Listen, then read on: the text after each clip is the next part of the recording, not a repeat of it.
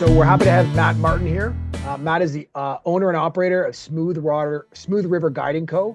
He guides multiple species, multiple rivers, and multiple bodies of water in Southern Ontario.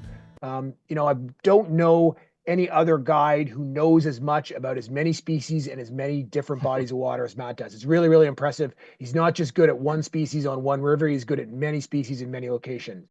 We've got this fantastic province that's so full of opportunities when it comes to warm water and and steelhead and all this.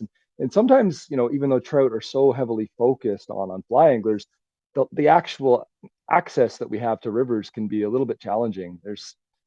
Especially when you come from a guide perspective, I don't want to guide people's honey holes. I don't want to take them to a small roadside ditch that someone has as their favorite brook trout spot. So I really try to limit my trout guiding to the Grand River and the Credit River, which are both well-known fisheries, and I'm not blowing up a spot. So if you haven't been out yet, I really encourage you to break out the fly rod after it gets too warm on the Grand, for instance, for browns, and head down a little lower and try a hand at smallmouth. They're a fantastic intro species to warm water fly fishing for a couple of reasons. One, they provide a lot of action. They're strong. They take a multitude of flies, but they're also around many other species. So if you carry other flies with you, you'll get shots at pike, you'll get shots at bowfin and gar and carp, and you'll probably quickly realize why there's this small but dedicated group of anglers that have really been going crazy over warm water fish for the last forever, really. So it might seem weird talking about conventional smallmouth bass anglers, but we're going to take lessons that I've learned as a conventional smallmouth bass angler and guiding conventional anglers and apply them towards fly anglers. So how can fly anglers imitate the success on the Great Lakes? Presented by me, as mentioned, I'm the owner and operator of Smooth River Guiding, guide all over the province of Ontario, and for I think it's like 14 species on an insane number of lakes and rivers. It just never seems to end. So we're going to jump into it. So, right off the top, well, why should fly anglers try to replicate conventional anglers' success? As bass anglers have come from conventional anglers. So if you look at 90+% of the people fishing for smallmouth, they're chasing them with conventional gear. And there's a reason for that. They catch a ton of fish. The techniques are extremely effective. Uh, they're not afraid to fish a multitude of depths or get heavy quick and get down to the bottom where bass love to feed. They do often catch more and bigger fish. If you look at the tournament scene, I mean, the people unfortunately aren't really entering tournaments too often with fly rods, although it has happened in the bass series. Majority of 98 99% of people are fishing with conventional gear. It's more efficient, it's more effective, and it catches fish. Now, I know before you think I'm just going to talk about conventional gear this whole conversation, I just want to mention it's about efficiencies, right? And that's why they catch so many more. So we're going to talk about the ways that we can fish to get down to fish quick, the ways that we can power fish with fly rods, the way that we can cover water with flies, and alternate between tactics extremely fast. But one of the biggest benefits as a fly angler is the level of finesse we have with these tactics. And if any of you have fished early bass with me on a normal year when the water's cold, you'll know that we're throwing the bass sometimes in a foot and a half of water with very small flies and catching, those, on average 18 to 19-inch fish, and every year, plenty of them approaching that 22-inch mark. So the biggest thing, though, we're hopefully going to go over tonight, that it's not all about floating lines and poppers. That's probably hopefully one of the biggest takeaways you leave this meeting with. So we're going to take some of the skills that I've learned as a conventional, fly angler, the ideologies, and apply them to fly fishing tactics. So catching bass like this here, this 21-inch smallie my friend Nick caught last year was in about 4 feet of water, but super early season. But some of the stuff we used to catch fish like this isn't really traditional. So the biggest thing I think conventional anglers bring to the table over a lot of dyed true or dyed in the wool fly anglers is their ability to really focus on the difference of structure and depth that the fish are feeding or holding it. As when I was learning to fly fish for bass, I was told the best rod was a 9-foot 6 weight with a floating line. And while that does cover a lot of options and a lot of water in certain environments, when you get into lakes, and especially the Great Lakes, it's very common to be fishing for bass in extremely shallow water, but also off deep breaks or suspended over deep water. And that's something we'll talk about here shortly. But they're not always near the surface. Bass are often looking up, at your presentations, but sometimes on a sunny bluebird day, they're not willing to move far from the bottom. Um, they're really good at adapting to fish behavior. So when I fish with anglers that are dialed in on bass, whether they're fly or conventional, they're really putting the pieces of the puzzle together from day one, from day one, from the moment they start fishing. When I leave the boat launch, if I actually see like panfish active on the surface, I know that the fish are happy, and we're going to look up into some shallow water, and we might be fishing some flies high and fast. We might even be fishing poppers early in the morning. But if I see, if I get to my boat launch and there's like, it's cool and a little bit windy and I don't see any action on the surface, I'm not going to be throwing a popper right away. And I see that all too often. Whenever I do see another fly angler out there, the first thing you see them throwing is either a popper or a woolly bugger. And while those are great flies and they catch a lot of fish, no offense if they're your favorites, there are ways to catch more and bigger fish. Um, One thing that they also have fully embraced is the utilize modern technology. So getting away from, I mean, there's definitely something romantic about jumping in at Bean Park on the lower Grand and just walking up or down and just blind casting and catching smallmouth out of every little pocket. And then every once in a while getting one of those larger fish to go. Absolutely, such a great time. And sometimes, wading it in shorts in July, I can't think of a better way to spend a day.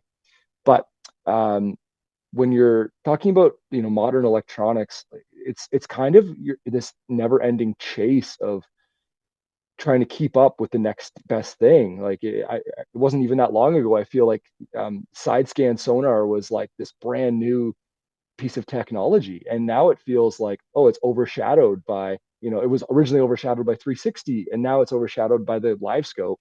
And people that can utilize all types of sonar or have access to them and fishing in a boat will catch more fish. It's pretty, and maybe not every day, but you're able to learn so much just from watching the fish on their level. It's almost to the equivalent of sticking your head underwater with a mask and snorkel at this point. Um, Another thing that you've probably seen on any TV shows, or if you've been out to like Simcoe or the Great Lakes anywhere and seen people running those big glitter rocket boats, as I like to call them, those big 21-foot boats with 300 horsepower motors. That's not what I run, but I would love one, but not what I run. But they do have multiple rods rigged and ready to go, and it's not uncommon for people in like high caliber bass anglers to have 30 rods in a boat ready to go.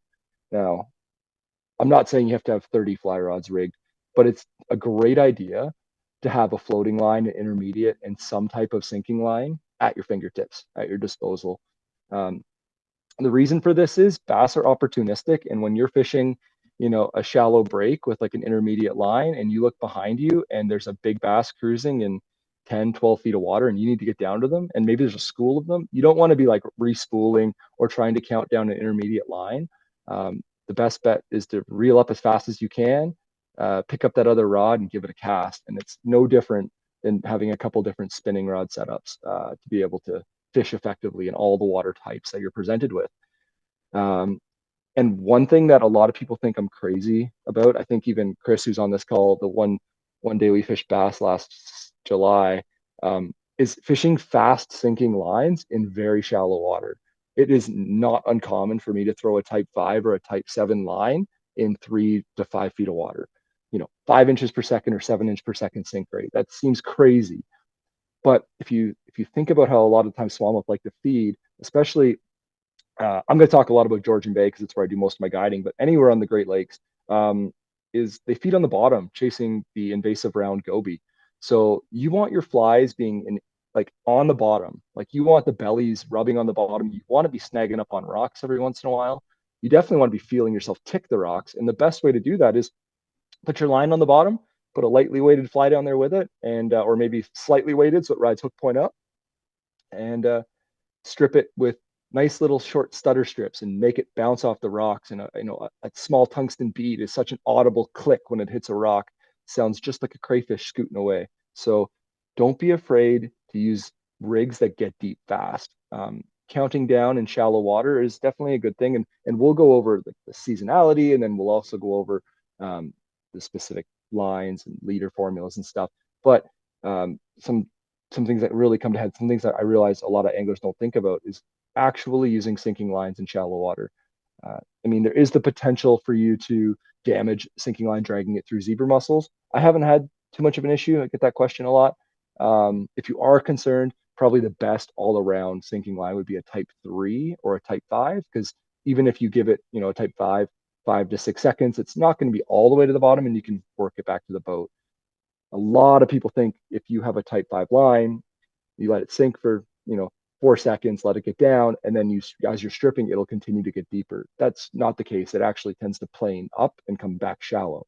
So once you get it down, you're not going to be really dragging your line through the rocks if you don't want to. um, but that's also where something overlaps. Like if you think of stillwater trout fishing, I fish a lot of flies that are basically boobies.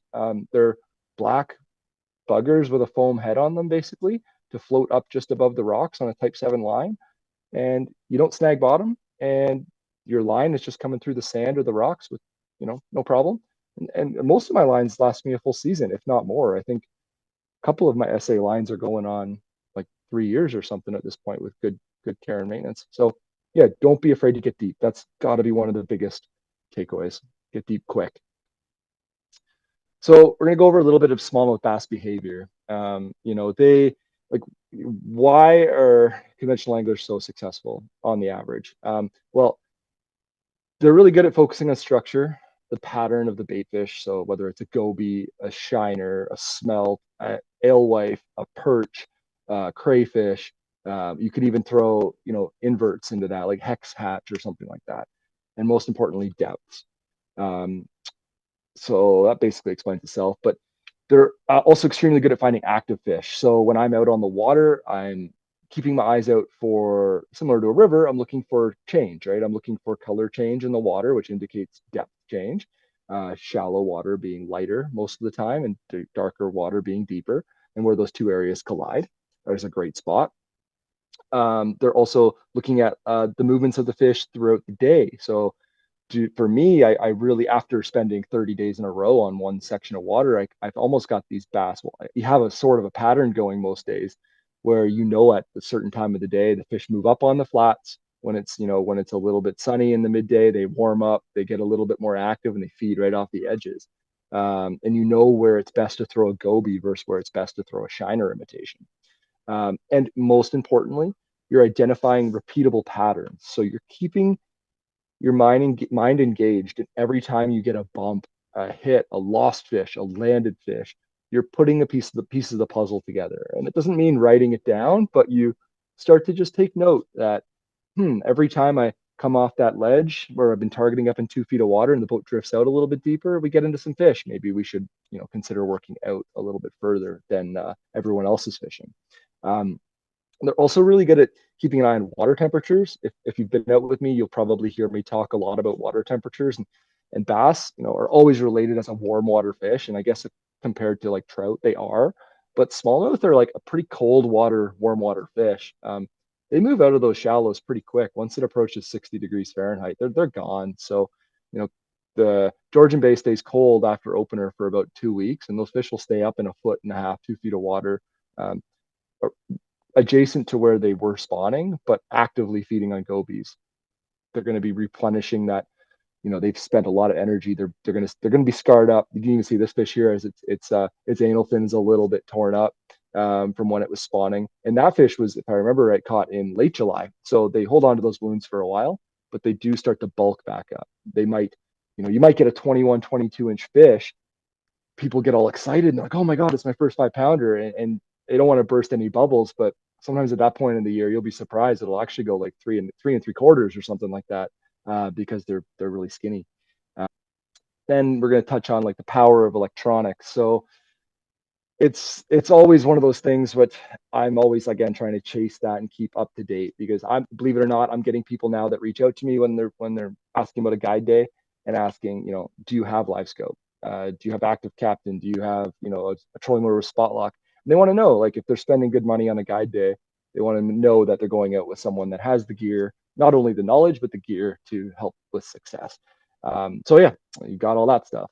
I utilize sonar and GPS a lot to make sure that we're in relative areas where fish are active and feed to see it. And typically your sonar, your transducer is next to your motor. So if you're in water that's 10 feet or less, you've probably spooked the fish, especially in the clear waters of Georgian Bay. Um, there's new sonar out there, like forward-facing sonar. I think I might even have an image of it here, that allows you to look in front of the boat or wherever you aim your transducer. And I don't use it like I get a lot of people like, oh, you've got live scope. You're just gonna sit there with your neck down all day and just pick fish off. And while that is possible to do in the right conditions, most of the time it's not because the boat's moving. If you're fishing any weeds at all, you can't see in them. But what it allows you to do is see the structure before you drive on top of it.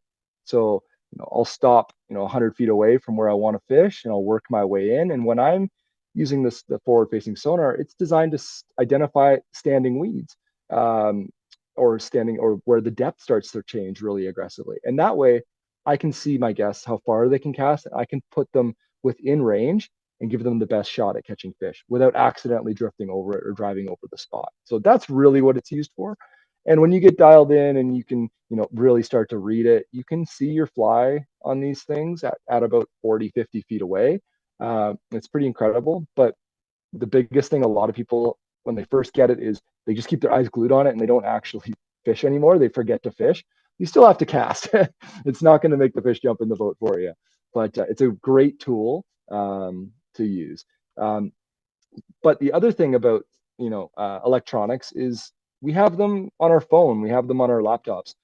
Utilizing things like Google Maps or downloading the Garmin Active Captain app, where you can actually use navionics charts on your phone, look at the areas of the lake you're going to fish that you can bring out on the water with you, and you can utilize it as a handheld GPS with a map. Which if you have a little tinner boat with no electronics, the Active Captain app or just Navionics app in general is fantastic. It'll help you catch so many more fish just because you know what structure you're fishing. If you identify finger points and mid-lake shoals and humps and drop-offs, and all that good stuff. Talked about water temperature and how that plays important roles. Keep your eyes on it. Warming water is a good thing in the spring, but when water is like in and approaching that 80-degree surface temp, you can still fish for bass. You're not going to harm them, but they don't want to be as active usually. It's going to be those early mornings, late evenings type thing. You're looking at depth changes. And something a lot of people don't think of is bottom type. So transition zones, rock to rubble, rubble to like pebbles, sand to rock, rock to weed, weed to sand. All those areas create natural corridors for fish. Um, when I was in college, university studying a little bit, I studied wildlife management, and we always talked about managing edge for wildlife. So deer, they like to walk on the edges of forests. So the way they would allow farms to be developed, or how they would do forestry work, would be creating as much edge as possible for a lot of these animals. Deer, turkeys, coyotes, they all require it. So the same thing with bass, like they're going to follow contour changes. They're not just going to usually swim out in the wide open. They're going to be following something. Just like we do. We hit a forest and we find the path of least resistance. Or maybe if we're out foraging, looking for mushrooms, you're going to keep your eye out on a path you've done before and you've had success, or you're going to go back to those waypoints. And these fish, although they don't have a GPS, they kind of know where they are and what they're doing. So yeah, watch those bottom types. Look under the water every once in a while. Just kind of look at your feet. If you can find those transition zones, you're in a great spot. And then with these forward-facing sonars, the big thing is you're able to receive amazing feedback from the fish. Were they interested? Did they even look at it? Do they follow it and not hit? Did they, smack it really aggressively, then turn away, or did they rush it and turn away last minute? So there's a lot of information you can gain from that. And that's where just changing up your flies to get them dialed in will go a long way. So we're going to start out here talking about the early season, immediately after bass opener. So the week or two, maybe first week of July, where we can still target bass up in the shallows. And it didn't really materialize last year because it got so hot so quick. I was out carp guiding on the Wednesday before opener. There was bass everywhere, like giant fish right up in the shallows. Go out on opening day, we caught zero fish in the shallows. We had to go out to 5-6 feet to get them. So well, it's they're still accessible. They just weren't where they were. So if you get those years where it stays cool and those water temps are below 60 for the first week, like this guest of mine here, Nick, you can get up in our waders and we can fish them like they're bonefish. Um, so timing is really important. The prime conditions are low winds, high sun, or maybe just a little bit of cloud. You don't want full overhead cloud. You won't see anything. You don't want it being too windy because again, you won't see anything. And these fish are pretty spooky. So if you're just randomly casting and walking, you're probably going to spook fish before you even get a chance to cast at them. So you're going to walk slow and try to cast accurately. Fly options. I'm going to use flies that imitate a variety of food. A good one all around. You're going to see this throughout all of these seasons is the Clouser minnow. They're fantastic in a multitude of colors. I really love white under chartreuse on top with some peacock curl topping. It's fantastic color to imitate emerald shiner, but it also just looks super fishy. There's a fly called the creeper. If you don't know about it, you should look it up. It's basically a skirted jig with silicone legs, a lot of them, creates a lot of movement, and it works extremely well on fish that are post spawn and a little bit in a funky mood. You can lay it on the bottom in front of them and they'll stare at it and stare at it and stare at it. You give it a little bump and they eat it. Marabou leech, whether it's a woolly bugger or the marabou leeches that I tie, they're just really flowy. They, they look good. They look like they can just take a quick, easy meal. They're all about it. Any crayfish flies, but especially one of the Ontario classics, the full motion cray, awesome fly. That fly, with the rabbit strip claws, has that little bit of air trapped in them when they're on the bottom and they stand up, looking that real good defensive posture. And then one that just is probably on one of my guest rods at all times is some sort of a goby fly. And I've got some flies in the descriptions here just to go over, but there's like my version of a goby fly on the bottom there. If anybody looks up the fly called the baby fat minnow, this is a baby fat minnow, but tied to look like a goby. Tied on a jig hook with the eyes mounted on top. It's mottled coloration, big obvious pectoral fins with the hen hackles, absolutely deadly. And it has a 5 millimeter tungsten bead tucked under the jaw on a piece of power or a fishing line, Power Pro or even Mono Works.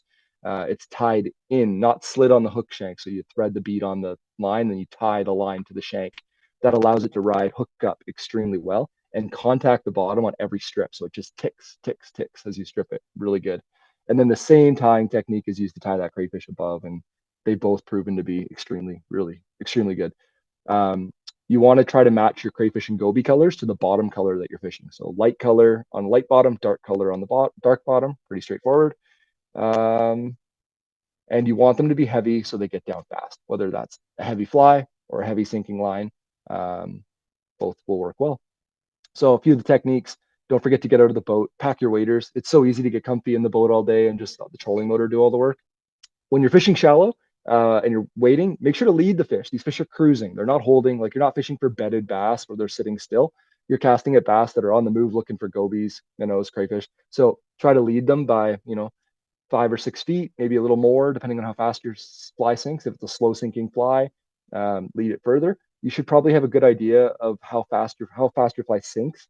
So if you go to like knee deep water, let's just call that 2 feet. If you drop it, if it takes 2 seconds to hit bottom, great. It sinks a foot a second. So you can kind of do that math. If you do cast too close to them, you will spook them. So you want to try and find that happy medium. Try to cast slightly beyond the fish. So maybe 3-4 feet past the fish and 4 or 5 feet in front of the fish so that you can strip the fly into their path. The best cast is a fish coming straight at you. You can cast in front of them. They'll never see your fly line, your leader, and you can strip it and it'll always look like that bait fish is trying to run away from them, never coming at them or, going across them. And generally those casts catch the most fish. I mentioned fish slow. That's really important. Take a step, look left to right. Don't rush it because you're definitely going to step on their heads. Yeah. And then here's a picture I forgot I took of an actual goby. So you can see the profile of the fly on the right, and then the goby itself. Those big pectoral fins are so obvious. That tall, broad head and tapering towards the tail. Now, when that marabou gets wet on that fly, it just creates a real slim profile tail. And honestly, the gobies are the reason for the bass getting as big as they are right now. I know they're messing up a whole lot of other ecosystems, but our bass are really benefiting off them. They're pretty cool. So here's how shallow we fish sometimes. I'm ankle deep there, and I spotted that bass cruising just off the ledge. Like where you can see where there's a breaking wave. There's a little bit of a ledge there where it drops off into a foot and a half of water. So get out there and check those shallows out with crayfish flies like this. This is a changer craw, really cool fly by Blaine Chocolate. Here's a nice 20-inch smallmouth, not out of the Great Lakes, actually wading a small lake that I fish for carp. This lake is no more than 100 acres and it has 20-inch caliber smallmouth in it. Absolutely incredible. Here's one from Georgian Bay on the Bass Flats, another 20 plus incher. That one was holed up on a big rock pile, and we spot almost like a grouper would. It had its home range, it was sitting on top of the rocks, and we threw the fly of the day that was working at it. It kept rejecting it. We went over to a marabou leech, and bang, we got it. And then me releasing a fish again, just showing off how shallow the water is. So yeah, bust out the shorts and don't forget to put sunscreen on your calves because it'll absolutely burn you to a crisp. So that we jump from the spring or late spring, early summer into midsummer, and that's when the bass you can kind of see are starting to get a little chunkier again.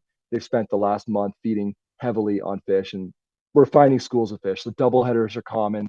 Um, Actually, this double header was caught. My good friend Nick. I always take bass opener off and fish it with him.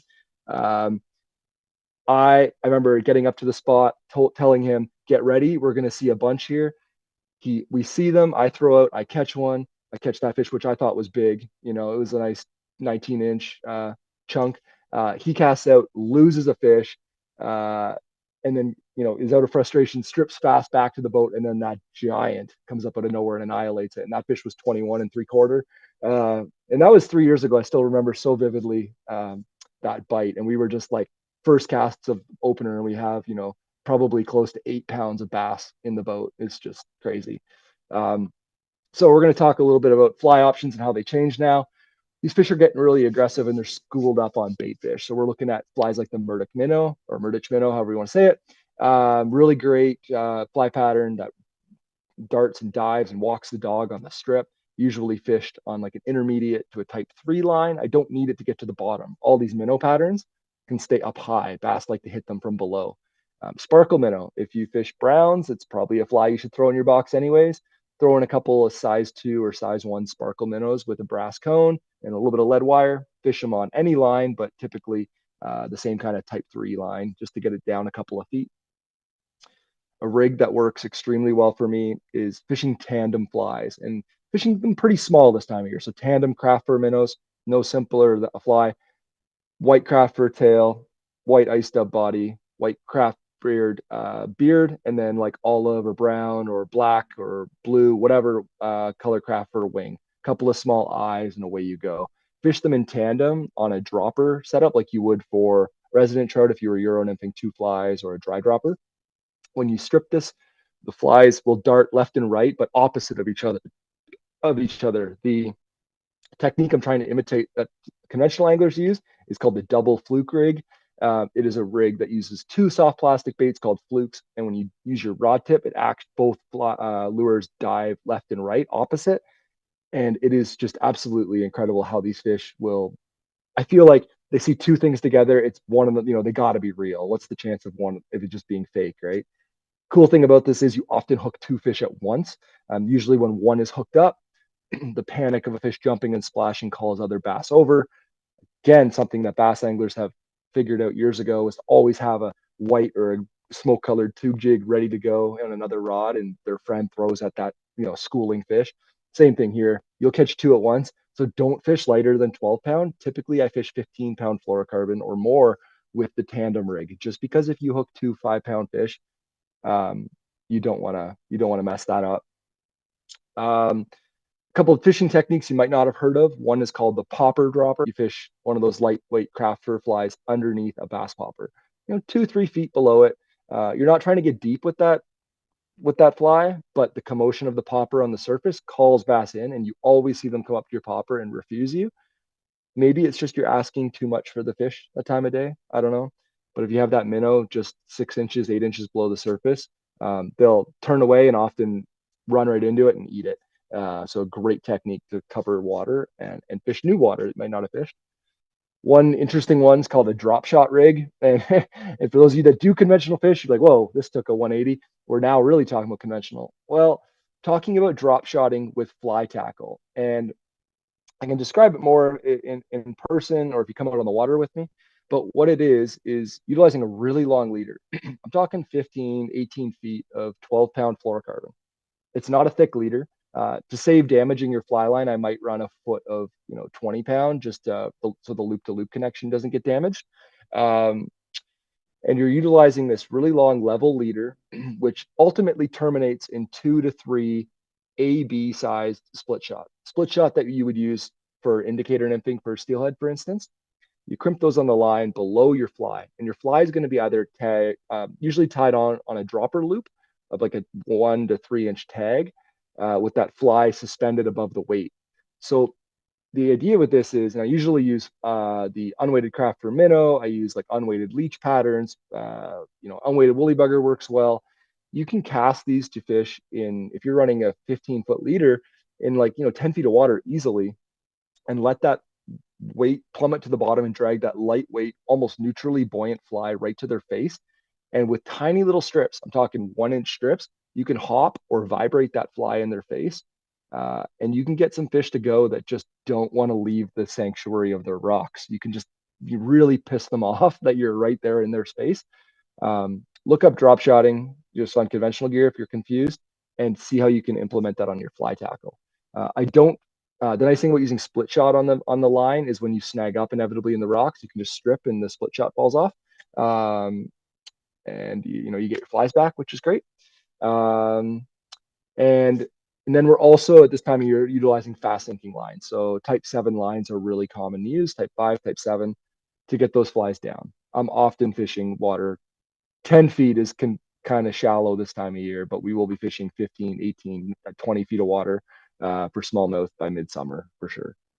The structure we're looking for is those deeper flats. So we found those shallow flats in the spring. We're looking for that next plateau. So it drops off 5, 6, 7 feet, and then there's another flat. So, maybe not wadeable depth, but same principle. You're looking for those fish cruising, but you're really keeping an eye out for submerged rocks. So big boulder piles. All of a sudden, on the Great Lakes, they're kind of known for it. These anomalies, these giant granite boulders that have been dragged down from like northern Georgian Bay into southern Georgian Bay. And you're in a limestone area. Where did this giant granite boulder come from?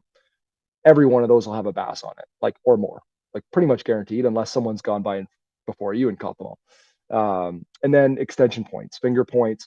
Look on your maps or Google Maps or Navionics, and you're looking for those points that run from, 0 depth, out, and they might be extremely long. They might be hundreds of meters long, and you can fish along them, or they might be just real quick, just a little finger point that sticks out. And the nice thing about those small ones is it really condenses the fish and makes them hold in predictable areas. So there's some fish from mid-season. They're usually getting really chunky this time of year. You start to see the bellies. That one that 9-year-old caught that was our biggest one last year, just a hair under 23 inches in terms of longest fish, anyways. He caught it literally with his dad's 6 weight dragging a clouser behind the boat. Like he wasn't even casting. I was using the trolling motor and his dad was casting, and he smoked that thing. It was crazy. He lost like 8 fish before that, and it was no big deal. And then this was a seriously big deal. We didn't lose this fish. There was a little bit of stress in my voice when I was saying, "Don't lose this one. You can't lose that one." But here's some of the charts you'll see from Navionics. So we're looking for stuff that's mid-lake. So there's like a big on the left side of it. There's a finger point that kind of comes out with a shallow flat. That's 0 feet of water, the green, and then you've got that 4 or 5 to 7 to 9 foot range that kind of comes out the middle, which can all hold fish. But I bet you if I was here in July, the fish are going to be up on those high points or just on the edges where those tight contour lines are, where they can corral bait fish up onto those into those walls basically and school up on them. Keep an eye out for birds working. That's a huge tip.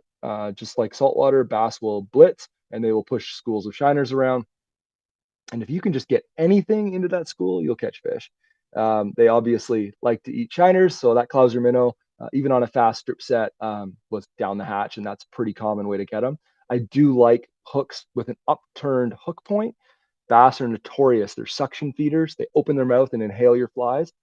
If that was a fly with a downturned hook, it would be hooked in the tongue or in the gills, and that fish would probably have to be coming home for a meal. So upturn hook points make a big difference. And I do fish barbless a lot of the time because usually you get lots of shots. If you lose a couple, no big deal. And then here's another example of some mid-lake structure. This one is just outside of spawning bay, a heavily used spawning bay. If you go back there in early June, it's hundreds of bass spawning. This is the first bit of structure outside that bay.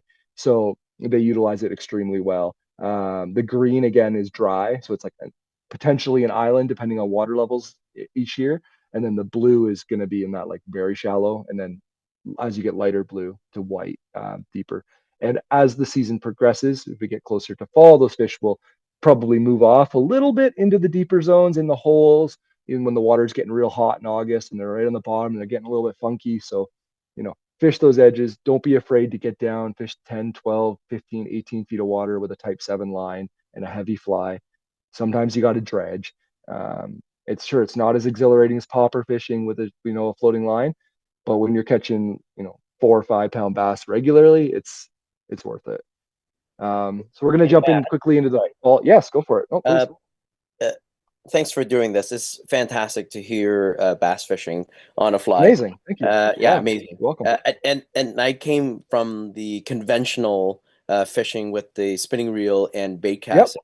And Yep. my go-to when my kids are fishing and they're not catching anything, there's two things Mhm, that I use. One is wacky worm, mhm. and the other one's a Ned rig. Ned rigs is Ah, you said net.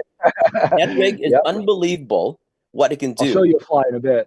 Yeah. I would love to see what a fly that is like a Ned rig setup, right? Yep, happily. I'll when we get kind of done, I'll go over a few flies here in person, and I do have a Ned rig fly that works extremely well. Maybe not as effective as a scented or soft plastic chewy bait, but if you have a little bit of patience, it works extremely well. I would agree. Wacky worm, Ned rig, great options. Another thing that I throw into that mix when I'm fishing conventional gear is anything that's do nothing, right? Like an Ned rig, you cast it out, you lift it, you drop it, you lift it, you drop it. Wacky worm, you cast it out there, you let it sink. Um, Another one that's really easy for people to fish, and if you're looking for another bait, would be a 3-inch white swim bait on like I don't know, 1/4 ounce head, not super heavy, but just enough that they can just cast and retrieve. And the way we imitate that is the game changer fly. And you just cast it, retrieve it, and you will smoke fish. Those three presentations can't go wrong. Yeah, thanks for that. That's great. Uh, so I'm going to jump into the early fall into late fall, and then we're going to dive into a little bit more when it comes to flies, line setup, and all that. So September through November, I mean, that's the big fish time of year. The fish are really gaining the girth. Your average size just goes out the window. It's kind of crazy when you're landing 18 inches and not wanting to take pictures because it's the 15th or 20th one in that size range. Um, it's a good problem to have. So yeah, so we're gonna look. The problem with the fall is falls can be so all over the place with weather. So fish can be anywhere. They can be shallow, they can be deep, they can be on gobies, they can be on schooling bait fish. Um, that's the nice thing about going to the guide. I've been out every day, and you're able to identify what they're on at that time, but also not being afraid to just change it up if things aren't working. So find the bait, find the fish. Number one tip. This time of year, they are looking for bait. So we're finding, on schools of alewives on Georgian Bay, they're a pretty common bait fish. Like these flies here called the yard sail. They're pretty broad. One's kind of perchy pattern, but the other one's more of an alewife or a shad or whatever you want to call them. They really do feed on those pretty well. And even on this electronics, I can actually see the schools of bait, not just fish. So it's kind of cool. You can identify what they're on. But gobies are also really heavily being fed on that time of year. Your best locations this time of year are going to be here's windblown shorelines. So here's an area near Midland where the water's pretty deep, 40 feet, only a short distance from shore, but it comes up to negative again, dry land. All those little finger points aren't docks; they're actually like break walls people have built back in the 70s when you were allowed to develop your shoreline to protect your property. You can't do that anymore. So those little rock jetties, if you want to call them, all hold fish extremely well. It creates little eddies and current in there where the fish will stack up. But I'll be sitting probably only 30 feet from shore, and you'll just be casting up into 6 inches of water. And the minute that fly comes off that break, it gets devoured. Great, great little tip. Wind blown though, that's key. Like This bay is an east and west aspect bay, and depending on which way the wind's blowing, one side is going to be no action, the other side's going to have a ton of action most days. So yeah, wind blown is your best friend. Also nice casting with the wind at your back. I'm sure we can all agree on that. So go back here. In the fall, find the warmest water. So if your main lake temp's in the 50s, if you can find water that's like upper 50s or 60s, that's probably a good thing. Looking for living and green weeds, that's a big thing. Weeds, not all weeds are created equal in the fall.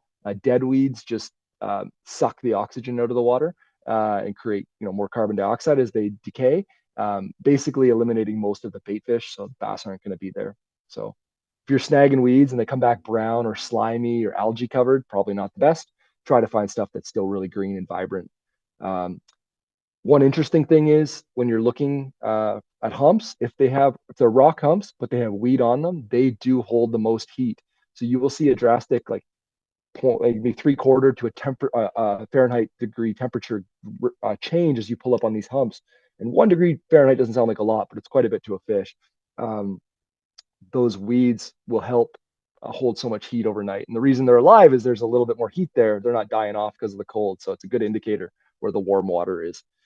Fly options, bait fish flies, tie bigger clousers, talking size 1 streamer hooks, like a saltwater streamer hook. Maybe make your fly 3.5, 4 inches kind of range.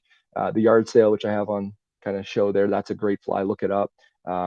Game changers, also talked about them being great. The polar changer is actually my favorite. So instead of tying it with the brushes, the game changer brush, get the polar fiber brushes and tie them. Just so much more movement on the paws. And this time of year, sometimes you really have to slow down, like long, slow strips, just continuous movement. A lot of the time, I'll be fishing these flies, these tandem big streamers or game changers on the roly poly retrieve. So tuck the rod under your armpit, and a nice long, slow, continuous strip, not jerky. Just let those flies swim and you'll get the best response. You'll also notice you'll get short strikes. So I'll talk because the fish are lethargic. So you'll actually show you a clouser that I tie, which is on a 1.25 inch shank with a size 4 saltwater hook off the back of the shank. So now the hook is positioned only 3/4 to an inch from the tip of the tail. So short strikes are no longer an issue, which works well. Equipment, I'm basically giving up on the floating lines, intermediate lines, everything's type 5 to 7. I even have some type 9 lines that I use, which are crazy fast sinking and ugly to cast, not going to lie, but they get down. And that's one thing that conventional anglers have really figured out is often it's about getting down, deep as you can get, quick as you can get. You mentioned the Ned rig earlier. Half the response to that lure is just how quick it falls. It falls quick and then you lift it up quick and it falls quick and the fish have to react to it. So the same thing, incorporating 4 mil, 5 mil, 6 mil tungsten beads, large lead eyes, jig hooks that'll create an up and down action as you strip. All great options. Again, using your electronics to locate schools of fish and schooled bass. So one reason I brought this up is one day I was out fishing a shoreline last November with some guests, having an okay day, but nothing crazy. I think we put 4 or 5 fish. They were all big, but in the boat. And I just took my forward facing sonar and scanned it out into the middle of the bay a little bit, turned up the distance a little bit. I think I was shooting like 90 feet. And we found a school of bass on bait. They were only 10 feet below the surface, but they were schooled up over 50 feet of water. So we turned the boat out there and we proceeded to catch like 10 fish off this school before the school kind of caught on to us. It was incredible. Like we were just in the middle of the lake, basically throwing. Nobody fished those fish. Like those fish have most likely never seen a lure or a fly. They were suicidal. It was incredible. And again, this time of year, prepare for larger fish. So a 20-inch fish at this time of year, which in the spring could be 3 3/4 pound, 4 pound, is mostly going to be 5 pounds plus. They're heavy. They're big when they try to jump and they can only get their head out of the water. That's when you see me get all frantic and excited. You know, Getting a 17-incher, nothing fights better. A 17-inch bass, they're jumping all over the place, they're tail walking, they're running, whatever. Those 20-inchers, I mean, they're old, right? They're potentially 20, 25 years old, like older fish. You're fishing for a tired fish somewhat. Sometimes I joke that you're fishing the retirement home a bit. They can't jump anymore. They try to, but they're just putting all their energy now into, getting big for the winter. And you want to take care of them too. And we'll talk about conservation here in a bit, but they're heavy. And, that's when you're going to get your 6-pound bass. And here's a perfect example of why you want to use heavy line. Believe it or not, these fish were caught on one rod at one time. So it was a 21.5 and a 20.5 inch smallmouth on a tandem streamer rig. Those actual two streamers you see in the top right corner, rigged up about 4 feet apart. And you can kind of see in the back, it was not a calm day. And I had a cancellation because it was windy. The guys didn't want to go out, no problem. But it was October and it was blowing, and I knew that the big fish would be happy. So I hooked that. I can't remember which one it was, but one of them on the dropper fly, and I was super excited. I was like, "That's a big one." And halfway back to the boat, it just got incredibly heavy. Like I thought, did a muskie just T-bone my bass? Pulled it up to the surface, and I have a video of it of me losing my mind because I've now got probably 10 pounds of bass on one rod, 1 8 weight. So yeah, I was using 20-pound line between my flies, and I'm really glad I did because multiple times those fish went opposite directions. And if I was using 10 or 12 pound, they would have broke me off, no problem. So that was the coolest bass catch of my life. I actually couldn't believe that. So pretty And then, wild. and then Matt, when you say tandem, are you doing like a standard dropper? You got it. Yeah. So Yeah. like a triple surgeon's knot Yeah. basically Yeah. on a loop, and then cut it short so you have a 3-inch dropper, and then a long point trailer. Um, And yeah, that even with was those cool. two flies, there's two like flies, there's yard sales, they kind of swim the same, and that's okay. Like you They don't need swim. a They swim heavy the and a same. light. Nope, Yeah. not at all. Yeah, so they'll swim similar, right? When you strip them, they probably won't both go right every time. One will go left, one will go right, one will go up, one will go down. So it's very erratic, um, and it just looks like that perfect school. And like I mentioned before, those fish, when one's hooked, something flips in their brain. And I saw that Dan was on here, and I know Dan's a big conventional bass angler as well, and I'm sure he's seen it before when um, one bass is hooked and all of a sudden there's five behind it. Like, and you're just like, "Where's another rod? Like, get in there, get in there." So that's the benefit of throwing two flies, especially when you're solo angling. So hell of a fight, and I'll tell you, it was probably the hardest net job of my life too. Because once I got one in the net, I had no more lifting power. So pretty cool. So yeah, the stuff everyone's asking questions about. We're going to get into equipment and techniques a little bit more now. So rod selections, have a few 7 and 8 weights ready to go. And I mentioned a few. At any given time in my boat, I've usually got 3 to 4 rods per angler rigged up. So typically one floating, one intermediate, one sink 3 or sink 5, and one sink 7. And it's one of each for each person, really. And there's a huge benefit of that for me. I rig up my flies in the morning. I'm not wasting time changing flies for people. I can give them a fly, they can fish, I can change out. You break off a fish and there's schooling fish around you, you can just pick up another rod and go. So, your streamer rods you use for browns, like a 7 weight, great. Your 10-foot 7 weights you use for steelhead, fantastic option, especially for like really heavy sinking lines. Sometimes that longer rod just creates a little bit more clearance above you and your friend's head to make it a little nicer. Should mention casting. Um, if you're both right-handed casters, well, one person's going to be fishing off the left side, usually the front person, and the person off the back is going to be fishing off the right side of the boat. Or you're casting backhanded, you're dumping it on your back cast. You are never casting over the middle of the boat with me because I'm there. I've been hooked enough that I don't like it. And we try to avoid that at all costs. So, yeah, or just be patient. Let someone hook up and then you jump up, you take over. Pretty straightforward. Line selections, you want to have a shallow line. So like an intermediate line, that'll get you down a couple feet easy. A popper line, so a floating line. My favorite popper line is the Scientific Anglers, what's it called, the Mastery Bass Bug. Awesome line. That line is 2 line sizes heavy, so it's a little bit loud on the cast, but it is actually, I might even have pictures of these. Here we go. Really delivers. And I should mention the shallow line can also be the bonefish lines. Absolutely awesome for summer shallow bass. They're usually half a line size heavy, so they're not nearly as heavy as a lot of the bass tapers. But with a smaller fly, like a size 6 or a size 4 Clouser minnow, no problem at all. Um, and then you have your popper line. Yep, the Mastery Bass Bug line. Absolutely awesome. 2 line size heavy. You might be able to see that on the screen on the bottom. Really short, heavy head.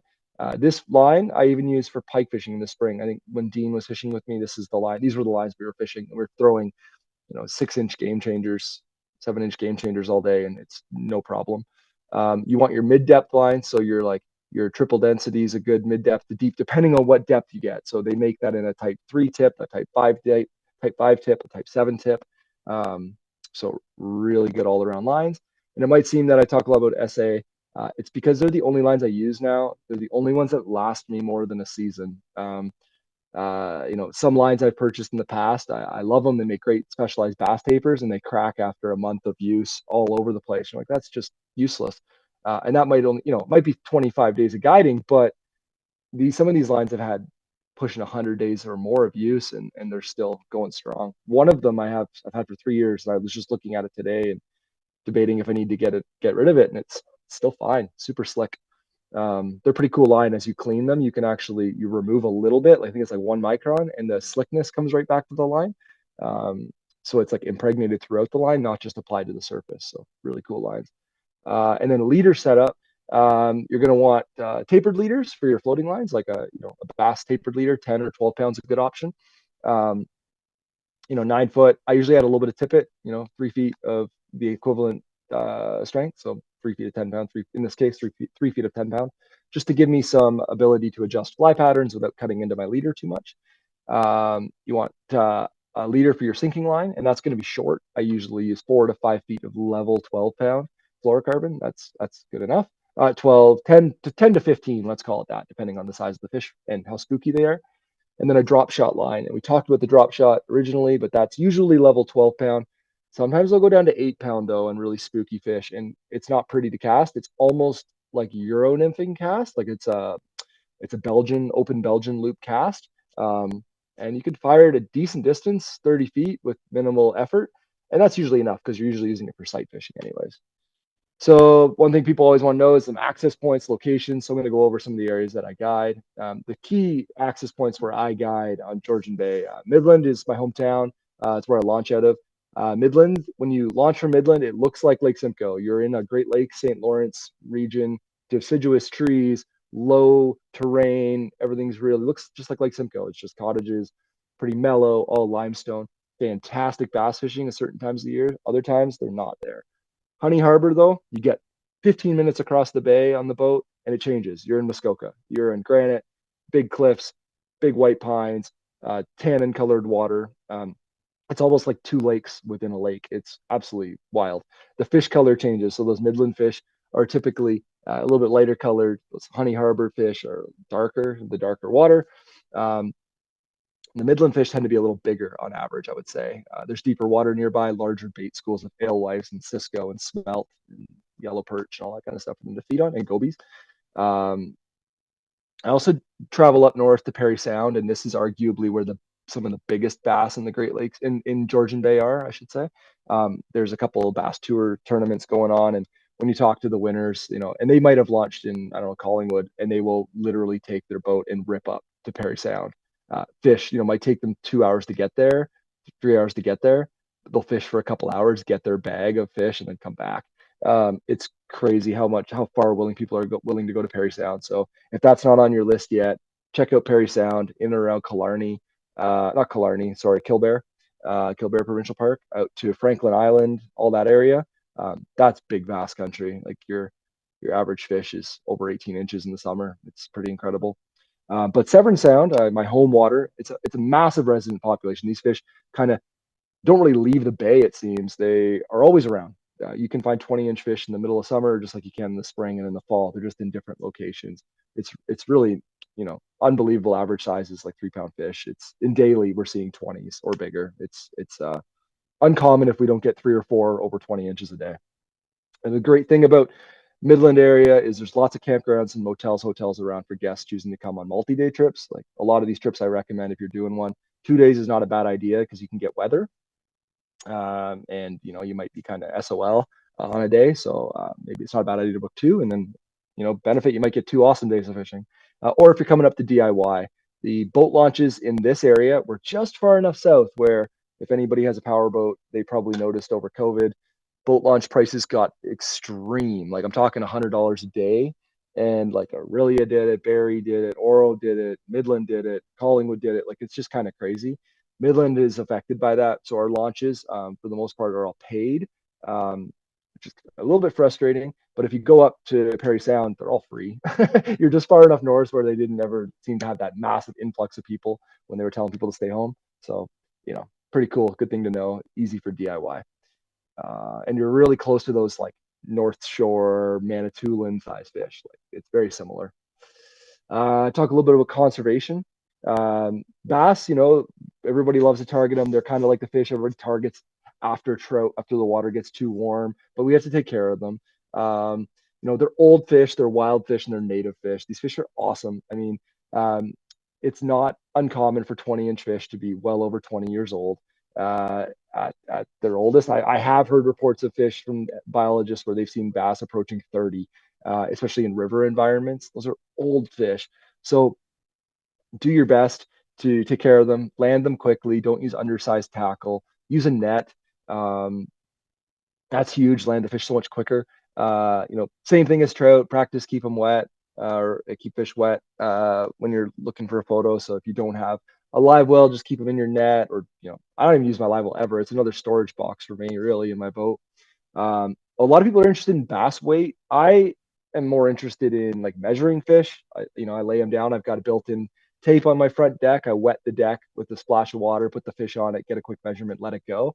I can get a quick estimate on weight just from that 20-incher, getting close to that 5-pound range there. But if you do want to weigh them, because for whatever reason, weigh them in a weigh sling. A weigh sling can be for bass. Or reusable grocery bag is a great one. Dip it in the water, get it wet, put the fish in there, hang it, and then subtract the weight of the bag after. You can use your net, same thing. Take the handle off your net, weigh the fish, then subtract the weight of the net after. And then we really all should celebrate the amazing bass fishery we have here. Like I get people from all over the world in North America and Europe coming here because these are the biggest smallmouth bass around. Like the Great Lakes bass, they're world famous, and it's unfortunate that a lot of fly anglers don't see them as that here. And I think Dean mentioned we're seeing a massive growth in this area. More and more of my trips are becoming bass focused, or just warm water fish in general focused. But we have to celebrate. Like I always joke with people, we're in Southern Ontario. We don't have the best trout fishing in the world. We have good steelheading, but it's not, the Skeena system.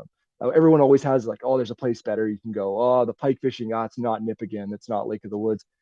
Yeah, but the smallmouth, the smallmouth are as good as it gets. There's so many lakes that have them. They almost get underappreciated because people think they're easy to catch. And I hear that all the time. And yeah, sure, a bass is easy to catch. So is going to catch a 6-inch trout. Really, if you want to experience the difficulties and the challenge of this fishing, it's targeting the big fish. So trying to get those fish that are 20 years old, they've been around forever and they have seen everything. Sometimes they haven't seen a fly though, so they can act a little dumb, which is great. But yeah, it's fantastic here. So get out there, go bass fishing. I did want to quickly just touch on some of the other cool opportunities you're going to have when you're fishing for smallmouth. So you're up there. I always have other rods rigged up. One of them would be gar. Gar, we're fishing extremely shallow water, sight fishing for them with flies. Used to use a lot of rope flies. Now I use like treble hooked flies to be able to hook them, and I land about 50% of the fish we hook. So we've not noticed massive improvements on landing by switching to a treble hook fly. We fish for bowfin before bass opens. And after pike season slows down because it's gotten too warm, pike have moved out. The bowfin are right up shallow, and these fish are so aggressive and so strong. We've broken multiple 8-weights on these things. So it's crazy. They're just bulldogs. Make sure your warranty card is signed for your rod. Carp fishing is growing in popularity. Last year was my busiest carp year ever with over 30 days of fishing for carp. You want a challenge on a fly, come carp fishing. I've been on enough bonefish trips, so when people call these golden bones, I'm like, bonefish are not that hard typically. These things will just school you. But I've got some locations, some smaller lakes that hold smaller fish, and typically we get into a few a day. In the spring, Dean experienced this. Actually, Dean, this was the exact spot we were fishing in the morning when we caught all those pike. This was just a little bit bigger than the ones we saw. Nice. Pike in the spring, absolutely incredible. Lots of numbers. Seeing 20 to 30 fish a day on average is not unusual. And usually you're getting 1 or 2 a day where you're like that 35 to 38 inch range. And sometimes we get into those 40s, which are great. We get into big carp too. It's not all those small carp. So Chris, his son here, actually caught this fish on a swim bait, if you can believe it. Not on a fly, but that shows you how aggressive carp can be. He caught this on a 3-inch swim bait. So carp eat minnows. They're not just bottom feeders. This thing rushed to the boat, and I remember him saying some sort of expletive, and something along the lines of "what the hell," and we all turned around and watched this carp nail it, like right next to the boat. So they can be pretty dang aggressive.